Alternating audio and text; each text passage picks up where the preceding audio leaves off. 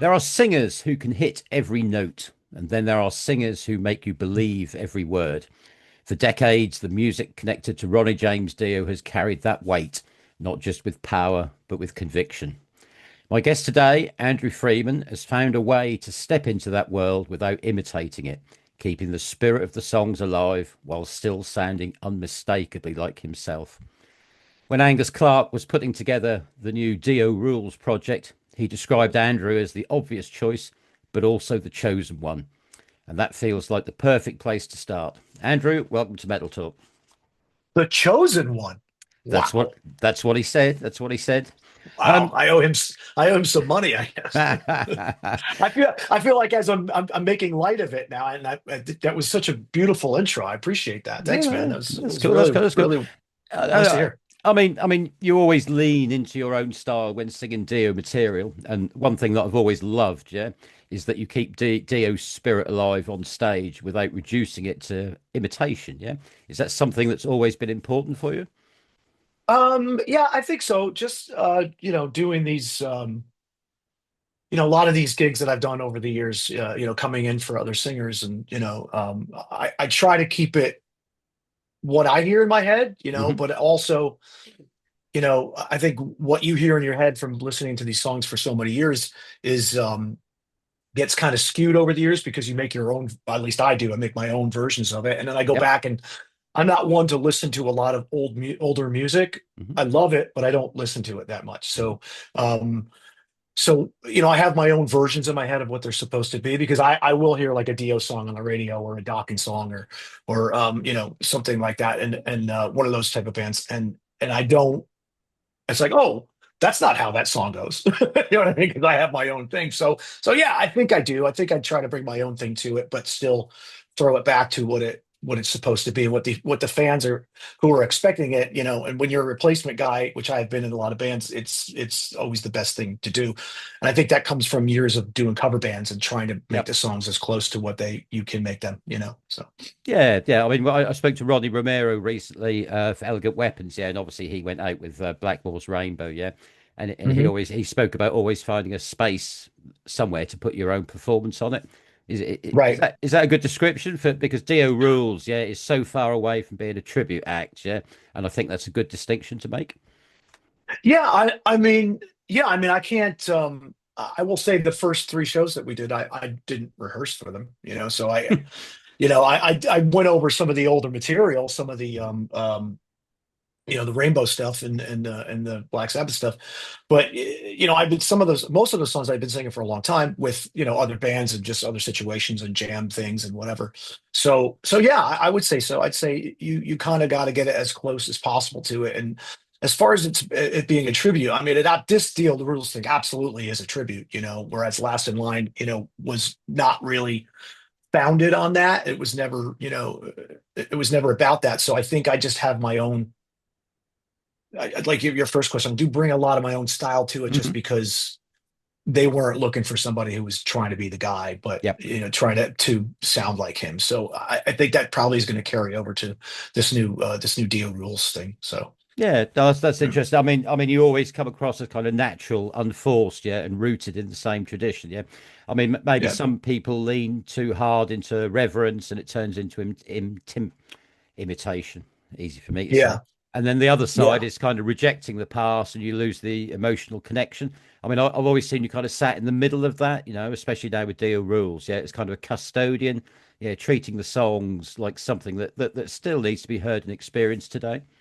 Yeah, yeah, I feel that too. That was not getting away from the DO rules thing, but with Last in Line, I kind of felt like that was something that I had the obligation to take to the finish line. You know what I mean? To these guys playing together, it was very important, to the fans and to myself included, because I'm a big fan. So um, so it you kind of feel like a gatekeeper, a custodian, Yep. a gatekeeper to it. So yeah, I always felt that way, and for the most part, got a positive response to it, which is, you I was expecting it to not be very positive. So now stepping out of that role and then stepping into this thing that was mostly for fun that Angus wanted to do, it um, it's a little different. It's less pressure, Hmm. So I'm kind of now I'm more like, well, maybe I should be singing this differently. Maybe I should be Okay. trying to be more like that.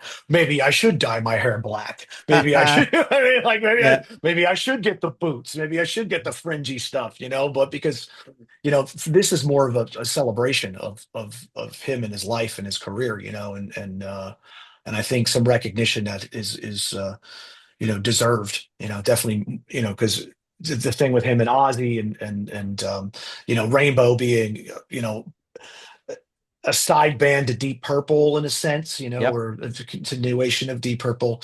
Um, he was, ultimately the ultimate replacement guy, which is people kind of tend to forget until he came Hmm. into his own band, So, he replaced, basically replacing Ian Gillan and then replacing, um, Ozzy. So it's to me, it's like I feel like I have to do it a little better now. Right. Okay. Try to we're Okay. gonna approach it a little more, aggression. Whereas before I wasn't encouraged to, you know, keep it as I basically could do what I wanted Right. to Okay. do, Oh, So I mean, that's interesting. I mean, it's 16 years yeah, with Last in Line. Yeah. I mean, yeah, kind yeah, of working with the guys who were on those original Dio recordings. Yeah. I mean, I always yeah. wondered whether that kind of shaped your phrasing or instincts in maybe ways you didn't expect in the early days. Um, yeah. I mean, maybe I don't really remember approaching it like I was, um, uh, trying to emulate anything he was doing. Hmm. I do know a lot of it, kind of like the back of my hand. But there's things I've been asked questions, about when we're trying to work out harmonies and stuff. Like, is there a harmony on that part? And I don't remember, like Right. certain things because we did our own versions of them, Yep. and they were scaled down versions. There was no keyboard player for a lot of the Hmm. time we were together, and no real, um, the big album harmonies weren't there, and some of the stuff. So what we just kind of, I guess we made our own versions of the tunes, where we would be out doing Rainbow in the Dark. There'd be no keyboard line, Yep. there'd be no keyboard player in there. Yeah. So, and that was a big day when that happened. Yeah. Oh, So, yeah. Yeah. Yeah. um, so yeah, I mean, I don't know. I don't really remember really trying to emulate because it always that voice and that timbre that he sings in, it always Mhm. came kind of easy for me. Yep. So it's the lower, more delicate stuff that I have troubles with, that I've had to work on. Yeah. So Okay. so something like the beginning of God, one of the more delicate songs that Dio Uh, does. yeah, so you're going to a sadder song. I know which one you're talking about, so we'll come to that in a Yeah, minute. yeah, I mean, you got yeah. Angus Clark, yeah, who spent 25 years with the Trans-Siberian Orchestra, yeah. I Mhm. mean that's a man with an awesome background for those big Yes, production sir. shows, yeah. Yeah, What yeah. was your reaction when he called? Uh, a little strange, honestly, and I probably was a little. If anybody who knows me, who knows me, they'll tell you I'm a little moody, and I'm a nice bunch of guys. It depends on who you. You never know who's going to pick up the phone some days. So yeah, I was just kind of like, yeah, I'm already doing that, bro. Like, and I knew Angus was, and I've kind of wanted to connect with him over the years because just because he's a New York guy and a Mhm. great guitar player, and he was a big fan of. I've seen his videos over the years of him doing a lot of the. He was a big Vivian fan, and Yep. all those guys, Vivian, Mhm. Cam, and Blackmore and Iommi. So he would always make these videos. Like, I don't know, how do I not know this guy? He plays with a lot Yeah. of the same guys that I know, and so honestly, I just kind of I was going to be in New York, and he said, "Hey, do you want to come in and we want to do a promo video and all that stuff." And I was like, I don't know, man. And it just out of respect, I was said, yeah, well, I'm going to be in New York, thinking that maybe it'll fall by the wayside before I get there. So, and I said, yeah, I was in there. I was in New York for gigs, so I stayed a couple extra days, and we went and did a promo video, and because honestly, I get called to do stuff, and it's Hmm. all, it's national bands, it's tribute bands, it's all sorts of different stuff, and a lot of times it just comes down to, do you have an agent? Do you have, Right. all the right things in place? Yep. How much of this stuff are you expecting me to bring to the table? Because a lot of times,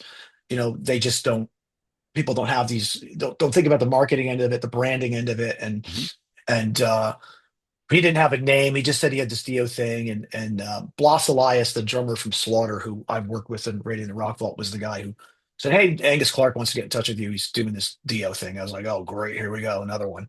So we talked about it, and he's a good guy. So I Hmm. went down, we checked it, and did the thing, and I'll be damned if he didn't have an agent involved and gigs booked and branding and a great name. Yep. And I'm like, okay, well, let's see where this goes. So they booked 3 shows. I said, let's go do the shows. We did the shows. The shows were sold out, Hmm. and which I was really surprised about because, again, Last in Line, it wasn't really about me. It's about, Yep. Vivian and Vinny, and mostly Vivian. It's about Vivian, um, and those shows don't always sell out, so we're playing the same size rooms, Hmm. so yeah, it's a surprise. It was a real Yeah. surprise that it got received like it did. So I mean, he's a cool player. I mean, Angus has, he's built his Angus is great. Yeah. custom Tony Iommi guitar. He's got his Vivian Campbell Les Paul that he's had painted. Yeah, and he's got his Blackmore Strat that he's customized. He is a Yeah. he's a man on a mission, isn't he? He's off the deep end, my friend. He is well down the rabbit hole of this. Yeah, for Yeah. sure. It's a really cool lineup as well. DIO Rules. I mean, the set list is Yeah. 75 to 85 bangers only. Angus described it as the strongest material with the strongest players. Yeah. I mean, Right. we're talking cozy barrel drums in here as well. So that's a real challenge for Matt Starr. Yeah. Yeah. Matt is great. Um, Mm. Great drummer, great self promoter. Yep. He's very present online, and everybody knows who he is, and he's always out working and always out hustling. I love playing with Matt, and there's been times that I've worked with Matt where I think he's very close to what Vinny does, Hmm. and we did him and I did a record together a couple of years ago, and I got the drum tracks. It was rough mixes and the drum tracks, and I thought it sounded more like a Dio record or a Black Sabbath record or a Vinny Appice track, not to slight Vinny, but than what we were doing, than what Mm. Last in Line was doing, and it was kind of like, wow, this is what it's supposed to sound like, you know what I Yep. mean?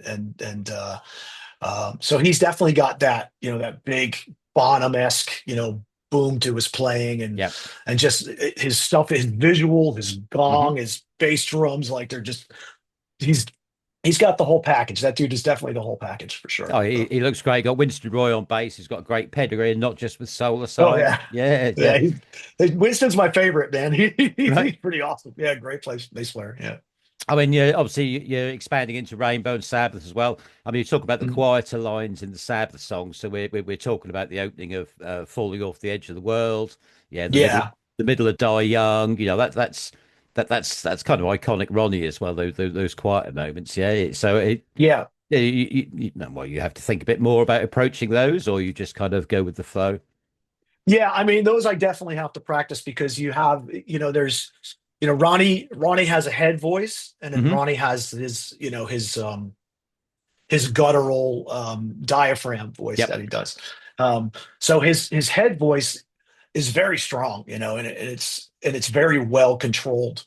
So that's something I've had to work on over the years is to get Mhm. that under control, and I actually have to figure out how I'm how I do that because I'll go for the I don't like doing head voice. I'm not a big fan of it. Right. I'm not a Okay. big fan when people do it. Um, but so I always try to do it guttural, Hmm. but I have learned in my old age to accept, Yeah. that Okay. and try to do it as best I can, So um, there was a band I did that I had to really, um, it was more of like a Doobie Brothers sort of a thing that I Okay. was doing that I had to really kind of learn that sort of head voice and how to control it and do it correctly. So, Mhm. um, so yeah, it's an adventure, after all these years of, emulating or, not emulating or, trying to keep his songs sounding the way they are supposed to sound. It's, to dig deeper into it like this. It's definitely been an adventure and kind of a fun journey, Yeah. so I mean, yeah. it sounds great. I mean, there's the video on YouTube that's got little clips of songs. Is that's something that was recorded live in a hall somewhere, Uh, or it's like a yeah, promo clip, isn't it? yeah, the promo video. That's what I when I went to New York, I went and did that with Right. um thinking, maybe this will go somewhere, maybe it won't, Yeah. Okay. So we'll see how it I goes. mean, But like, it was funny.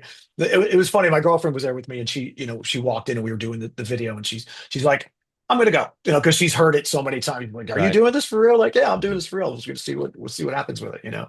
So, and I think that's a lot, with this business that you have to do. You got to go and, not say yes to everything, but at Yep. least kind of see where things go, because you Yep. never know where it's going to end up. So that's kind of what the idea of that was. Yeah. So, Cool, yeah. cool. I mean, the kill the king in there sounds awesome. Oh yeah, that's a good yeah, tune. you Yeah. got the dual keyboard guitar solo. Mhm. That's going to be that's going to be a immense live, and I imagine as a vocalist, that's one you can really throw yourself into.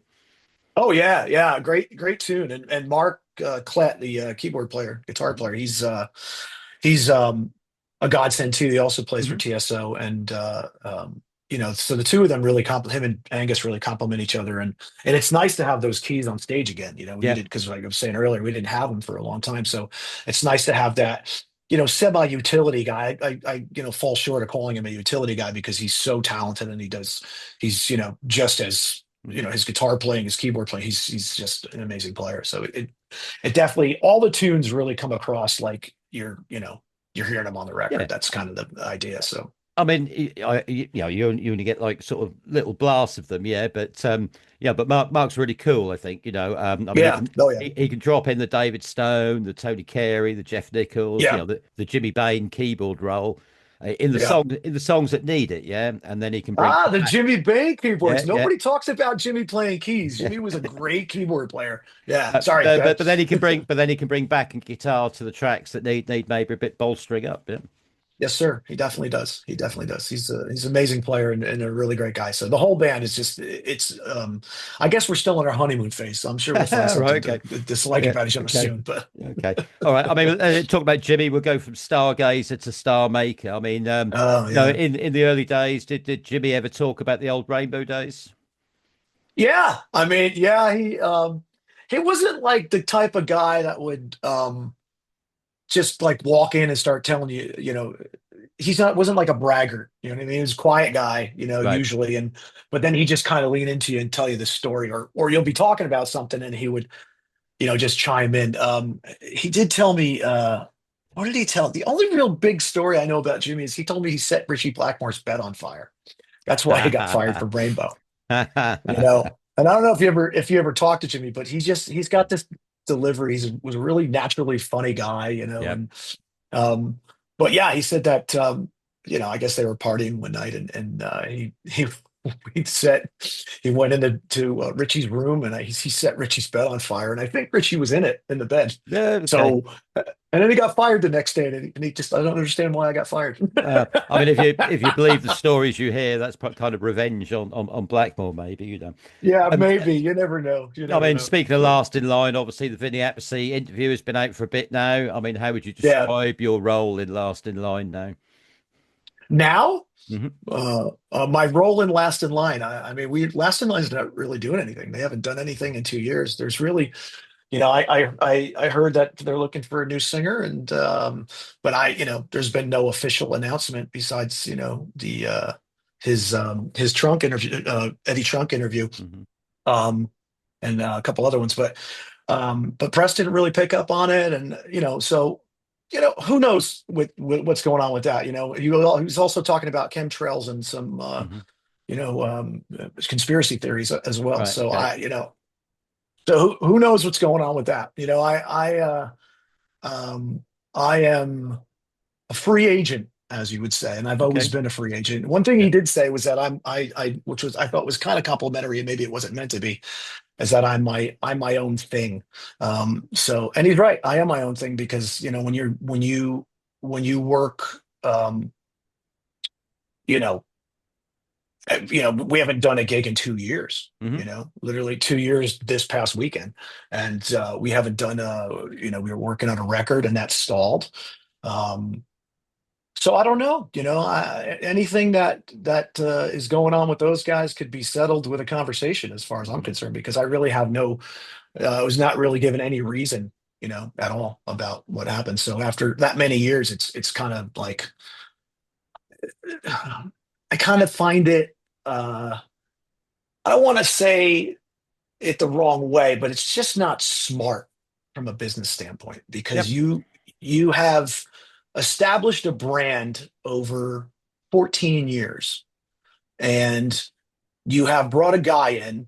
who you had to have accepted by your fans, Mhm. So now you have, after all that time and three albums and an EP and all that touring and all that branding and promotion, and now you're going to bring somebody else in Mhm. when you don't really work that much, Yep. So again, I don't understand it, and I don't, but I'm not really questioning it either. So I mean, Okay. it's I've given up a lot of really good gigs to stay with that band and stay loyal to that band for a long time, and at the loss of, you know, uh, financial gain. Mhm. I've lost a lot. I've invested a lot of time and money into that project that doesn't really serve me in a sense. It Yep. serves them, because if you read the articles, the interviews, the reviews, it's always about how great it is to hear Vivian and Vinny and Jimmy playing together, and I'm the side guy basically, but Mhm. I'm not the side guy. I'm an owner of the name, I'm an owner of the business. So Mhm. it's going to be difficult for them to do that, and Okay. and and the amount of time invested, the amount of time they invest in it is really not going to. It's not, if they invest the same amount of time they've been investing in it in the past 6 years, I'd say, and before that, like, it was even less the past 6 years, but before that it was minimal as well. They're not going to really do, in my opinion, they're not going to do much, unless there's some grand plan that I don't know about. But as long as Def Leppard is a viable touring act, that band is not is good for about 5 to 10 shows a year, Yeah. you know. Okay. So I mean, I mean, the word when I was thinking about it, the word came up. It just seems such a waste. Yeah. I thought Jericho was a superb album. Yeah. I mean, Vivian, yeah, was actually playing some awesome guitar again. Yeah, with I thin agree. Yeah. strings. Yeah. Yeah. And you released the album. Yeah, and then nothing. Yeah. I mean, well, in that time, Viv got sick, and he Hmm. was had the cancer diagnosis, and had treatment. That the 2 years that we've been down, he had a pretty intense cancer treatment, and was out of commission for a while. So, um, and obviously we all agreed, his health comes first, and Hmm. and again, this is a side project, so we're not gonna push it, but push him. So, obviously we want to be healthy, but so, I don't know. I, Yeah. I I don't Okay. know where to go with it. So, uh, so it wasn't all about, we're not working. I just, again, I don't see where it's going to be a viable Hmm. thing. Hmm. And if you have people in place that know what to expect, and then maybe, I don't know, maybe it would go. Who knows? Yeah. Okay. I mean, yeah. I mean, Ghost Town, Bastard Son. It was such a jumping class after two. And I know you worked I, really hard. I, com- I completely avoided your question. Sorry. Yeah, no, that's fine. No, that's fine. I mean, I was No, just it's. saying, Ghost Town, Bastard Son, Jericho was a real jumping class, and I know he worked really hard on that album, Yeah. and I remember when I was listening to the album, yeah, you had that Hurricane Aula, and it just Mhm. seemed, as a track, it just seemed out of place across the whole album, yeah. But then, we realized it was one that was kind of left over from two, Yeah. and Yeah. and burning bridges, it's an awesome song, and that outro solo, guitar solo was fantastic, and that's why for me it just seems to be such a waste, Yeah. And yeah. there's no detail on the album at all on Wikipedia. If you look at the last in line website footer, yeah, that's not been updated in 10 years. It just seems like I say, just a waste. It was a fantastic album. Yeah. The Jericho record, I agree with you, was a great album. And, we kind of, I think we just wrote whatever we wanted to write. We wrote it just how we wanted to. And it's funny you bring up Burning Bridges because that was going to be, we were talking about releasing that as a single uh, in preparation for the new record to come out because this was 2024. Yep. In the summer, we had talked about, I had a friend, well, a guy who did, he did the Ghost Town video, and he also he embedded with us on the Jericho tour for some dates we did on the Jericho tour. So he was there, he's a friend of ours from Northern Ireland, and he came over and basically hung out with us the whole time, filming the whole time. So we had a bunch of footage from that, and we were going to do a video for Burning Bridges, but that kind of fell by the wayside because nobody was interested. None of the guys, were really interested in doing it. And Phil and I had decided to, because we didn't have the budget for a lot of videos for Jericho. We had budget for one. So, and we did that, under budget, and we're able to get that done. And because Mark again came over and did it on the cheap and did a great job. So then we're like, we need to really push this, even more. So I did, I ended up doing the video, which I'd never done a video before for Do the Work. And did that one myself, learned how to video edit basically as I was doing it. And then Phil did Bastard Son. And then I did Not Today, Satan. So, and again, we did these videos remotely because the only one we did together was the Bastard Son one because we were able to get together to do that. But all the other ones were filmed. Vivian was filmed on the road by Def Leppard's, social media guy. And I sent somebody over to Vinny's house to record that. So, we put a lot of work into it, on our own and out of our own pockets. And so it's just a little disappointing that, the Bastard, not the Bastard Son, the Burning Bridges video didn't get finished because we were, I kind of lost interest in it because I was really, I've been the cheerleader for this band for a really long time. Like, what are we doing? Why aren't we playing here? Why aren't we, you guys have all these contacts. I don't have the contacts these guys have. Why are we not getting on this tour? Why are we not talking to this guy and trying to get on that tour?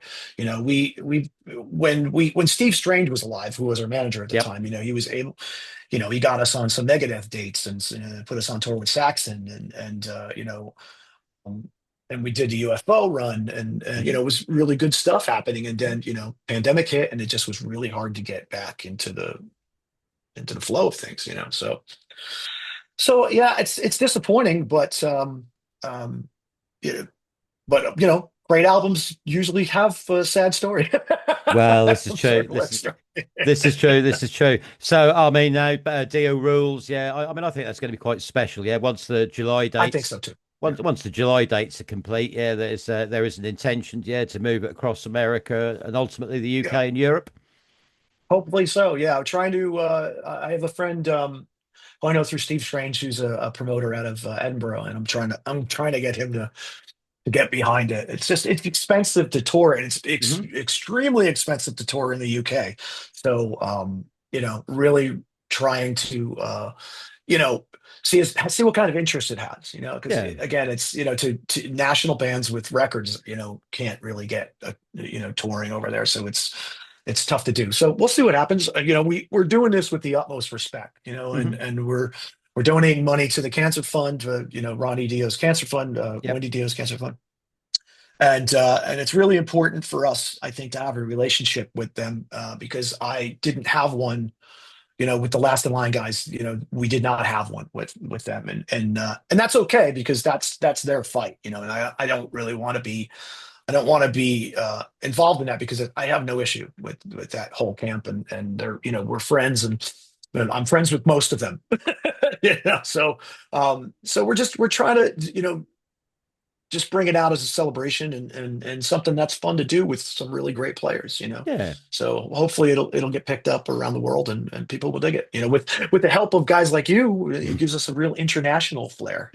We try. I mean, I think it's it's an exciting project, and you talk about the quality of the players and stuff like that. I mean, there's nothing quite like there out now, and there is a strong argument that you're kind of carrying Ronnie's legacy forward in terms of keeping his music out there. Yeah, I mean, I can't think of anyone else at the moment who's doing it at that kind of level. And I appreciate that. I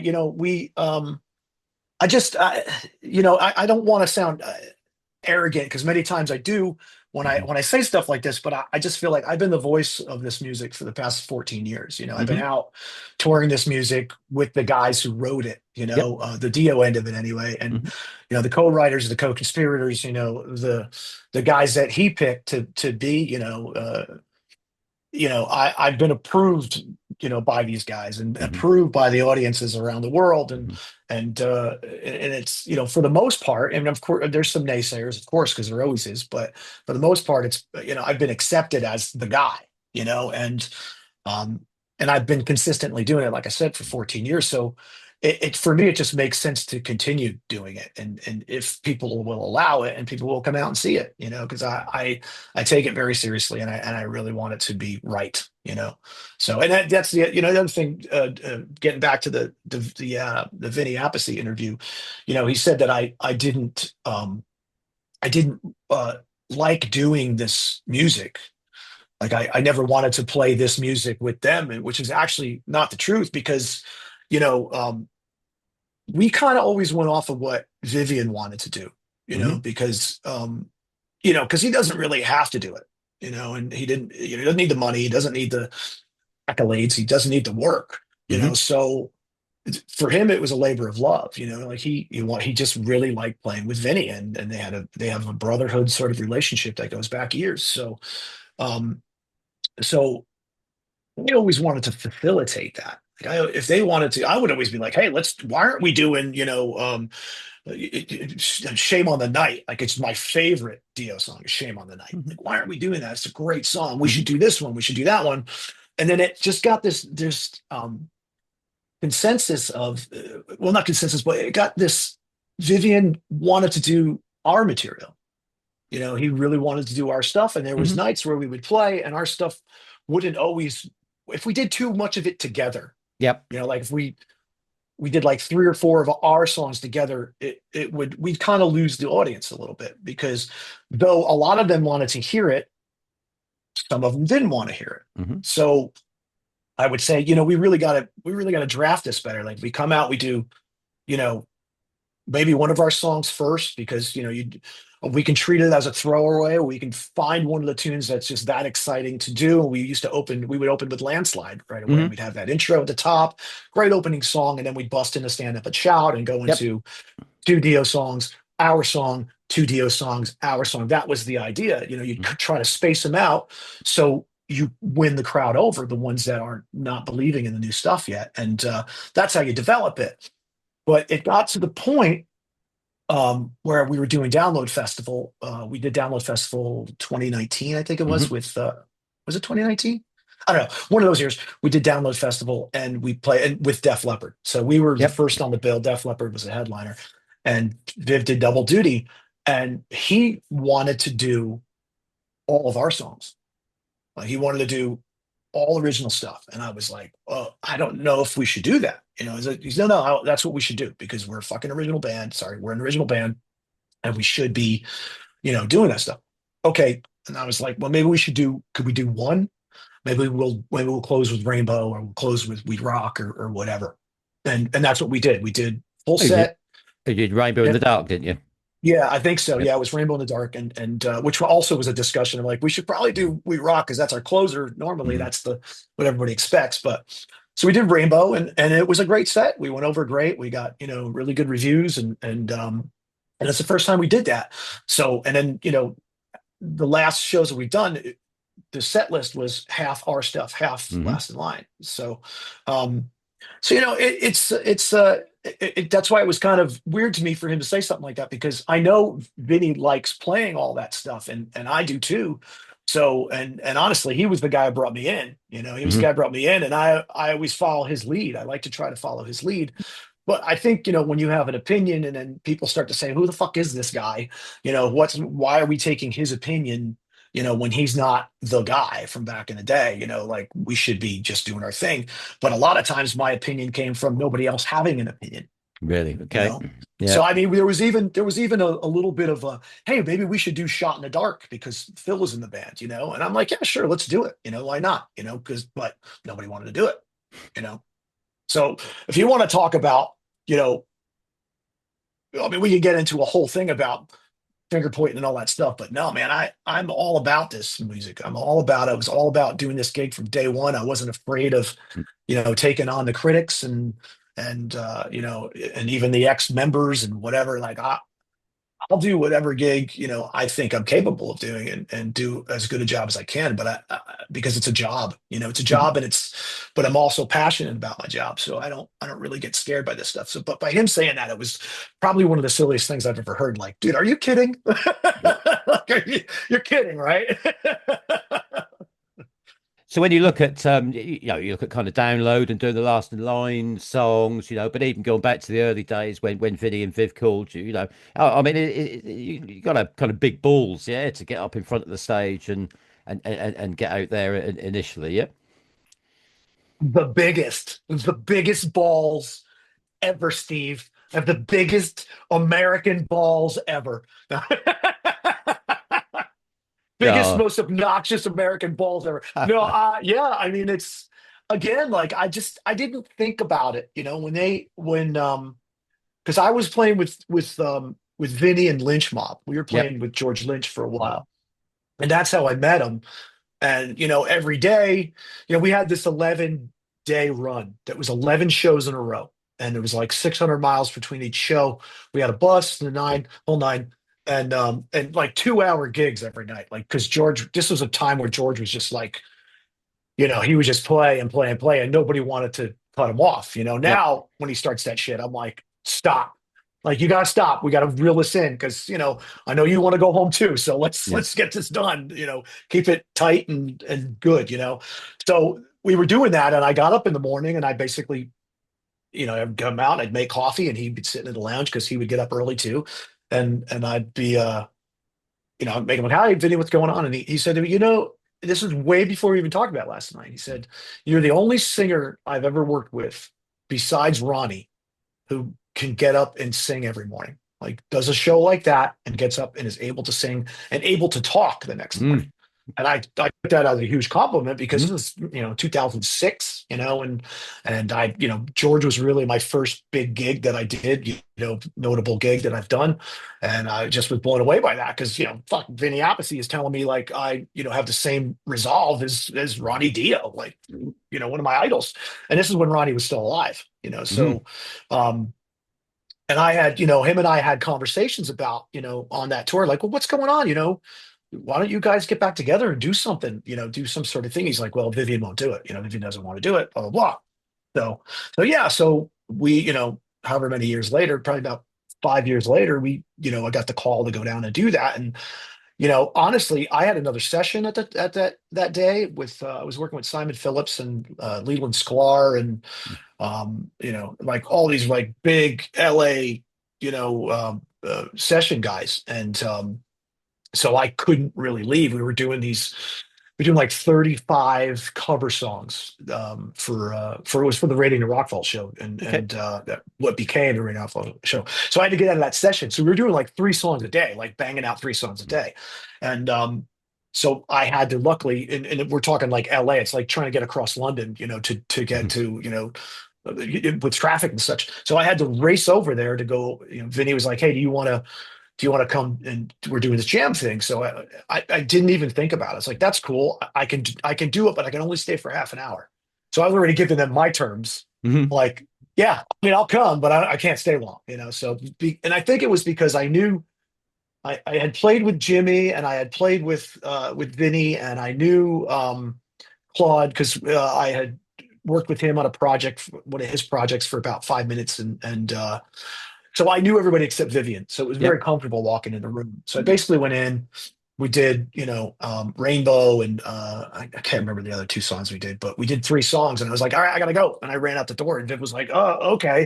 But all right, mm, there was no audition process. They didn't bring anybody else in. They were very happy with what I did right away. So so yeah, I kind of I guess not it wasn't so much the size of my balls as it was the size of my apathetic attitude when I walked through okay, the door. 'Cause I had other work that day and I basically said to Vinny when he asked me, he said, I can do it any day but this day. And he was like, I'll be goddamned if that wasn't the day that they chose. You know what I mean? So, I but yeah, mean, it's a great story. I mean, I love it. yeah, I mean, it's great. Look, we got to see your place many times. Yeah, where we got to meet you and Yeah, chat and stuff like that. It's all good. I mean, yeah. George Lynch. I mean, he's the man who probably holds the world record for the shortest retirement, doesn't he? You back, you're back doing some stuff with him as well. I am. Yeah, he ended Lynch Mob. Well, I was doing Lynch Mob 2023, 24, something like that. And that's when I got the call to do Great White. And I left to go do the Great White gig for that hot minute for the shortest singer in the Great White project, Um, height, I imagine it's height and also, in time. So yeah, I left to do that. And then so I left George and then recently they did that whole final album thing Hmm. and I saw on one of the news sites that he was putting this new thing together, George Lynch and the Mob, and I'm famous for playing in George's side projects outside of Lynch Mob. We did the Electric Freedom, and we also did. I wrote 6 songs on his Souls of We record that he did back in the early 2000s or mid 2000s or like 2008, something like that. So I've worked with him on other projects, and but I never was on the Lynch Mob record, but I did do a lot of Lynch Mob shows. So he had this a show booked, a couple shows under George Lynch and the Mob. Right. So but I guess what happened is that he announced his retirement and then decided to do some just sporadic shows under this name. And Eddie Trunk made a comment on his show about, I don't understand why George is doing this. Like this is his brand name, blah, blah, blah. And I get why George wants to, retire the Lynch Mob name. It's just, there's a whole, the whole movement to get rid of all these bad, not thought out names. So I get it, and I struggle with it with him too because Mhm. I've had those instances where I've been, hey, what band are you when you're at an airport and it's somebody of that you wouldn't want to say that you're in a band called Lynch Mob too, so. And I got a great story about that. I'll tell you after I finish this about George. But yeah, so I texted him. I said, "Hey, he had 2 dates that he was doing, and it was him and Brian Tisci and Jaron Galino, and no, they didn't have a singer. I was backstage with one of the tribute bands, and I'm like, "Oh, hey man, I'm available for those 2 gigs if you need somebody," because they were like in a month. And he's like, "Oh my god, that'd be great, that'd be great." So that's what it turned into. And by the time I got there, on the marquee, it was George Lynch and the Mob, but he was like, "No, we're going back to Lynch Mob." So basically, All right. it lasted a Okay. day, Yeah. and Yeah. I'm starting to find out that I think he was a little more. Um, just frustrated with the way things were going, and he gets tired of people. You know what I mean? I think he gets tired of some of the guys he plays with. He gets Mhm. hot on people, and he's done it to me too, where he's getting, I had gigs with him, and then Oni came back, and Oni ended up being with Mhm. the band for a while, and so I get it. He doesn't have to deal with anybody, and even now we're doing shows, and I can't do 2 in July, so he's bringing Gabriel's coming back to do 2 shows, Okay. which I think is a great idea because they're promoting an album right now Mhm. with Gabriel, 2 albums. They got an original A live album, isn't it? studio album and a A live live album. album. Yeah, Yeah. so it's a good idea. And they're doing but the thing that sucks about it is it's a Vegas show and it's about 5 minutes from my house. Oh, So right. Okay. and Okay. Yeah. I'm going That's a somewhere else. You know what I mean? Like, of course. that's a brief Uber. That is. Yeah. I mean, Yeah, I listen. exactly. I mean, I listened to a couple of tracks on that live album. George is fantastic. I mean, what a guitarist. Yeah. He's just, you wouldn't think he's of retirement age. Yeah, 71, and he, Mhm. he takes really good care of himself, eats right, and works out. He's always been a fitness guy, and actually, for me personally, when I'm on the road with him, I tend to emulate what he does. You know what I Mhm. mean? As far as if he's eating better places, we're not eating shit unless we're all drunk at the end of the night, and we're all Okay. pissed at the end of the night, and Yeah. then we end up at the kebab shop. You know what I Oh mean? God. So, God. God. God. God. God. God. God. God. those nights, I'm sure. Yeah. But no, no, no. I'm never that drunk that I need a kebab. I'll tell you that. But yeah. No. So look, Dio rules. Yeah. Yeah. The last question. Yeah. Yeah. So Dio rules. You're on stage. Yeah. Ronnie James Dio walks in halfway through your set. Yeah. Which song would you most want him to hear, and which song might make you a little nervous? Oh, I mean, I would run. I think I would just run. I Which song would I do if he was there? I think I would do Stargazer. You know, I think I had learned I did a show and I kind of learned Stargazer with a little bit of grit Hmm. and a little bit of an attitude because of the situation that I was in when I learned it to do it, a couple years ago. So that song, I feel that song. You know what I mean? Mm. Like I feel it, and it kind of takes me over in a sense, And what one would I not want him to hear me do? Well, the one you'd be a bit nervous about him hearing, yeah. Um, Stargazer. Ah, right, okay. Probably the same song. I don't know, man.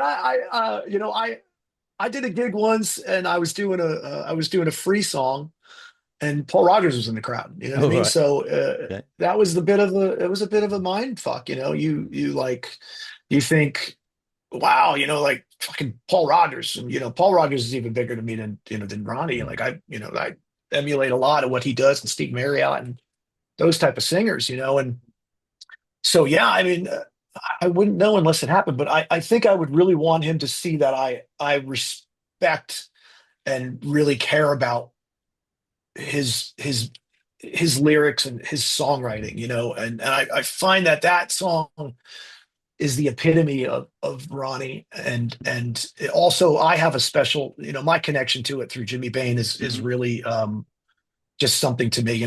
I told you that story before about the headstone, his headstone, and when he passed, and from Stargazer to Star Maker, it says on Jimmy's headstone. So to me, to have that on there is a pretty big deal. So and I told that story about Jimmy uh, when we did the jam thing where I learned the songs, and I'm probably Mm. going to incorporate it into the show a little bit because, and I want to, I want to.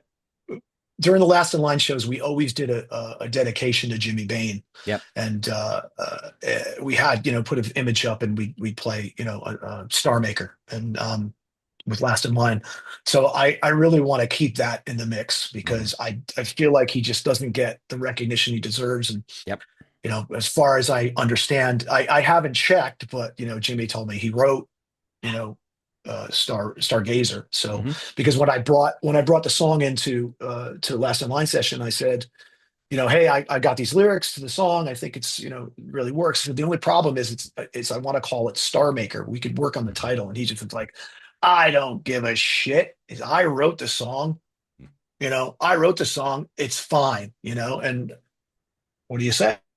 You get that seal of approval. Yeah. So, Yeah. but yeah, I mean, any of those guys, when you're singing that song next to singing songs, Bronny's songs next to Jimmy, Bain, Mm. was with him since Rainbow. That Yeah. was to me that was the ultimate compliment. Like that he loved what I did, and we were good friends, and so if Ronnie came in the room, I think that would be the one. Mm. But I'd be afraid to do the same song. That's what adrenaline is, right? It's a Yeah. combination of fear Yes. and like balls. So Yeah. Yeah, I mean, yeah, so I mean, bless Jimmy Bay. There's the stargaze of, I mean, the Rainbow Live on stage was kind of a bit more. It was kind of towards the latter part of the tour, yeah. So everything was a lot tidier, yeah. yeah.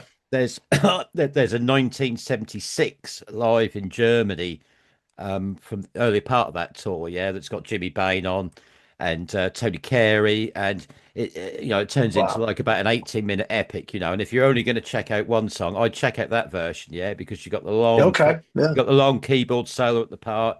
Cozy's doing his little roll, and then they kick in, and you can hear Jimmy. He's playing the riff on his bass. Get the headphones on, crank it up. Yeah, it's Oh yeah. that's fascinating. And that's That's Stargazer. They're doing that's Stargazer. Stargazer, yep. And it's just Wow. Yeah. amazing. I mean, I've had that in my hair for Jesus, the last 25, 30 years. Yeah, and I wish we could do those. And we Mm. do a longer version of long like a live version of Long Live Rock and Roll with DIO Rules, and Mm. and it's it's cool because it's different from the studio version. Yep. But an 18-minute version of the song that would burn up a lot of the set. I don't know if we Well, could do that's that. true. That's true. That's true. I mean, Yeah. look, I loved all of Dio's music. Yeah, I mean, I think the Dio Rules evenings are going to be really special. Thank you. Yeah. Hopefully you get it sorted out and get over here. That would be amazing because I can't wait to see this one Yeah. on stage. I wish you all the best with it, Andrew. Any message for the Thank you, fans? sir. I can't wait to see you. We're just come see the band. We're doing 4 shows in the Northeast of the U.S. in July, and tickets are on sale now. We'd like to get them sold out as quick as possible, and they will sell out. They will sell out. We're about half and three-quarter sold on a lot of a few of the shows. So Awesome. so it's a good thing, and we really want to get the word out, we appreciate you guys and everything you do. You keep this live music alive, and getting out to support it is the most important thing. So Fantastic. thanks. Fantastic. Yeah. It's going to be great. Andrew Freeman, thank you again. It's always great to Thank you, chat. brother. You as well.